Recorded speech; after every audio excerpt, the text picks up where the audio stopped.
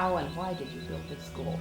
How and why did we start? Well, it goes back to, 73, 74. John Deitch called up and said, I want to put an ad in for a teacher administrator for the new junior high program that's going to be starting up in Ithaca. It was to create a genuinely different approach, methodologically, philosophically, to secondary education.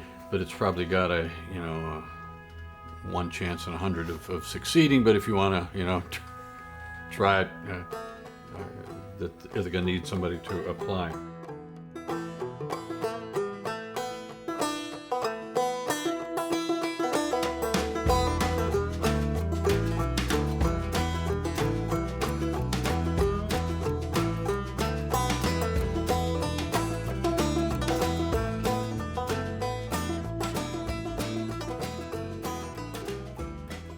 The school is rooted in sort of the theory and philosophy of progressive education.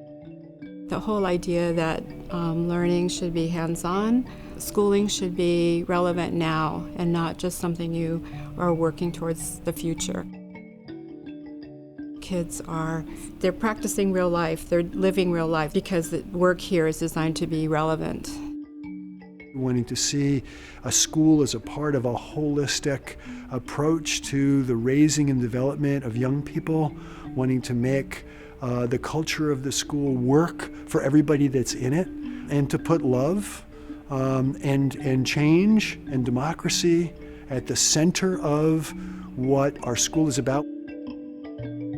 To be a part of a community, you've got to care about the other person. And there's such a level of sort of rampant individualism that has been sort of this historical thread throughout this country, which is fine in one aspect, but without that, and I care about other people, and it's through this interaction with others that I grow and learn and become a more complete person. At LACS, students get the experience of process as it relates to democracy. It takes a long time to hear a lot of voices, and students get impatient with each other when there's repetition, but that's not the point. So the point is in bringing all those voices into the mix, and that's what democracy is about. How do people make shared decisions? How do you come together in a whole school to make a collective decision in a democratic sense? So that students leave with a real experience of what it's like to work with a group of people to make a shared decision. Creating the whole school as a kind of laboratory in civics, if you will. And our approach here has been to own that. Mind you, we have survived, a half dozen different superintendents, and who knows how many school board members that have come and gone over the years. Certainly not all of whom were friendly toward us. That was during a time period when the then assistant superintendent was hell-bent on closing us and was looking at all kinds of reasons to try to do that.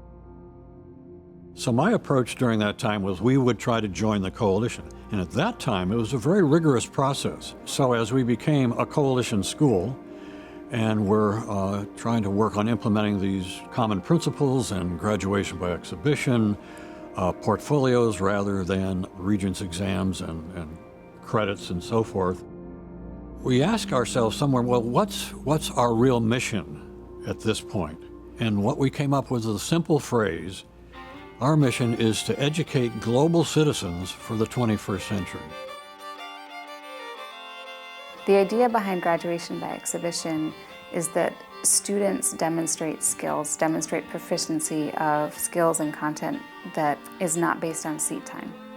What students need to demonstrate to graduate from our school is that they can become lifelong learners and teach themselves what they're interested in. But it's through the portfolio that the school is alternative, because a student can take an alternative path towards demonstrating those skills. We have 300 students with 7-year age spread, and that, I think, makes a huge difference.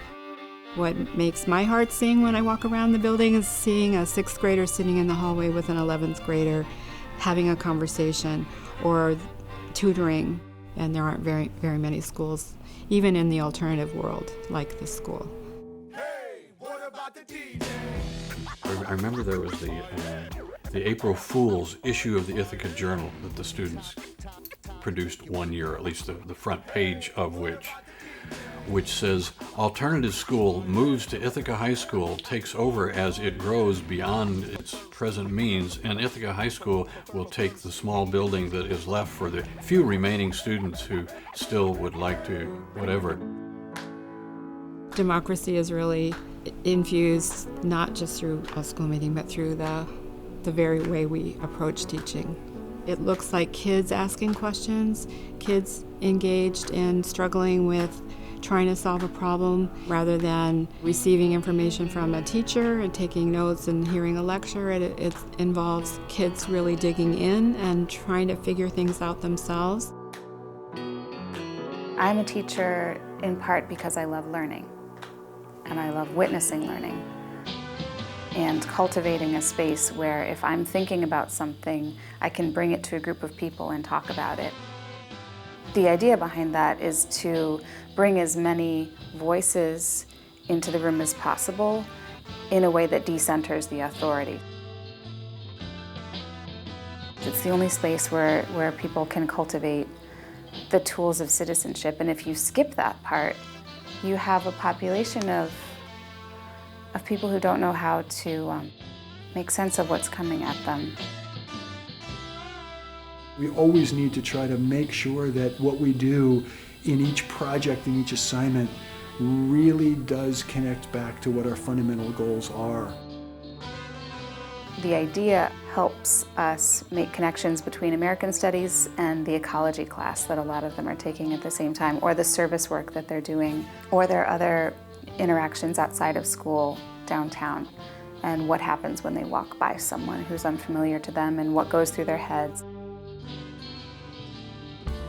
I think my job as a teacher is not to tell students what to think, but to make a situation where they have no alternative, no option, but to think really rigorously and thoroughly and thoughtfully. That's my job.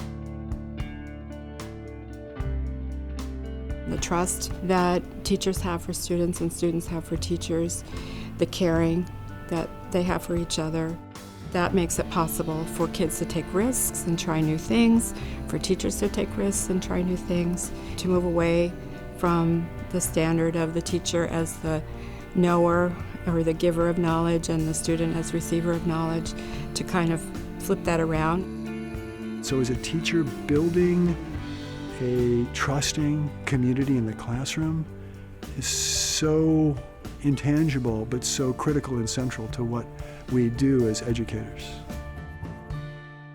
How lucky I am to be in a school that is not dominated by standardized tests, that doesn't have letter grades, that has narrative evaluations, that has interdisciplinary courses where we can go off for a week as an entire school to all parts of the planet with our students, where we can relate to students in non-traditional ways while staying grounded in our role as educators and teachers and mentors.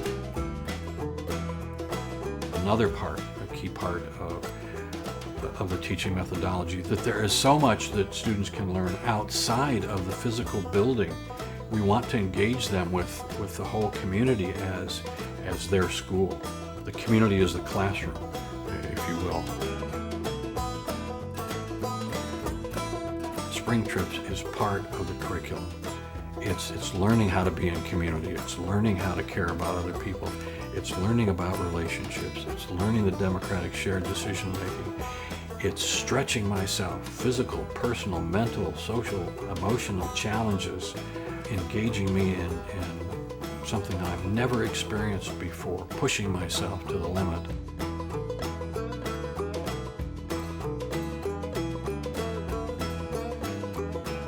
We're teaching individual children and adolescents what's meaningful to them in life and giving them skills and knowledge and experience and habits and attitudes.